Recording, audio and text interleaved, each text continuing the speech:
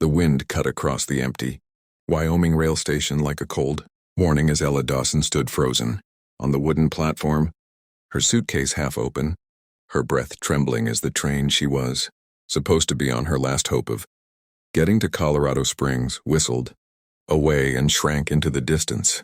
Without her, carrying the last few dollars she'd tucked into the side pocket of her ticket envelope, stolen by a man she'd trusted for only 5 foolish minutes. She pressed her hands to her face, fighting the rising panic, the humiliation of being stranded in a town she'd never heard of, with no money, no family, and no place to go except the hard wooden bench behind her. And she wondered if maybe fate had simply decided she'd had enough chances in life. All she'd wanted was to escape the bitter memories of her stepfather's shouting, the long years spent sewing until her fingers bled, the promises broken over and over, and now even her escape had slipped through her fingers like dust. And she whispered to herself that she should have never believed she deserved a fresh start. The long platform was empty except for one man leaning against a post at the far end, a tall cowboy in a weather-worn hat, broad shoulders, dust-covered boots, a man who looked like he belonged to the land more than to people, and he watched her with a steady, almost unsettling gentleness, as if he'd seen 100 lost souls tumble through the same station and break in the same way she was breaking at that moment. Embarrassed, Ella grabbed her torn suitcase and tried to walk toward town, anywhere but under his gaze. But her foot caught on a loose board and she stumbled, sending her few belongings spilling. Thread spools, a half-mended skirt, a crumpled letter from the aunt she was trying to reach.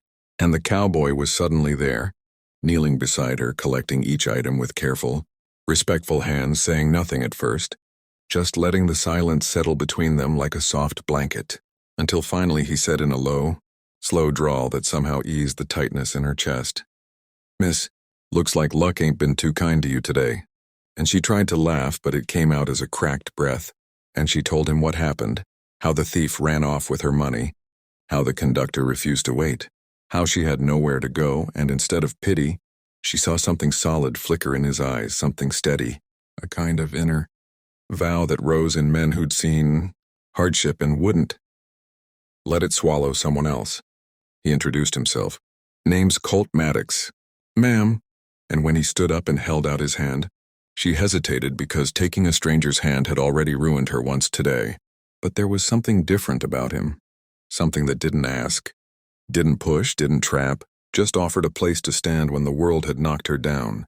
Around them, the sky shifted to a deeper gold, the sun falling behind rugged hills, and the small town's lanterns flickered awake one by one. A.P.T.O.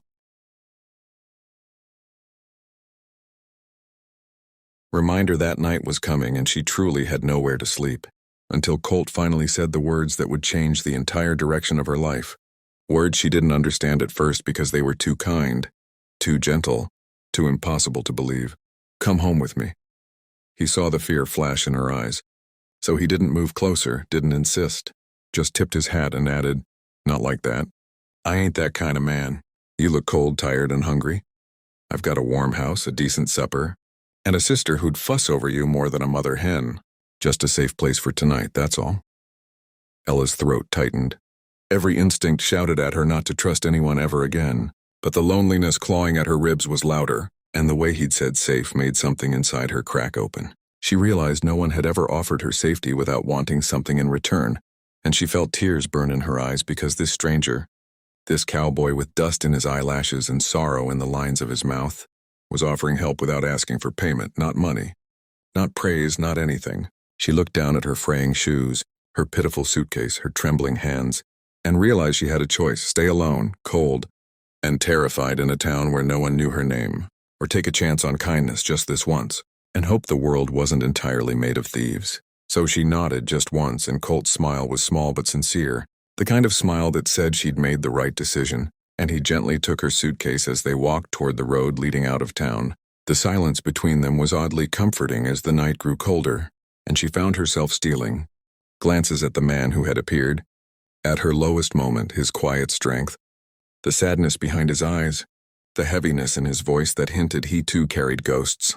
When they reached his horse, a calm chestnut mare named Ginger, he lifted Ella up with easy strength, and she felt the warmth of the saddle beneath her shaking hands as Colt climbed up behind her, careful not to crowd her space, keeping his distance even though the horse required them to sit close enough to hear each other breathe.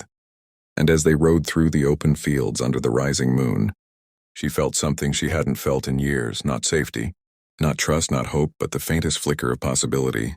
When his ranch came into view, a warm glow spilling from the windows, the smell of stew drifting through the wind, and a soft-spoken woman, his sister, hurrying out with a blanket and a worried, "Look." Ella felt her chest tighten and loosen at the same time, and for the first night in far too long, she allowed herself to believe that maybe fate hadn't abandoned her after all. Maybe the train leaving her behind wasn't the end of her story, but the beginning of one she never expected. And as she stepped into the warm, golden light of Colt Maddox's home, she whispered a silent prayer of gratitude, because in a world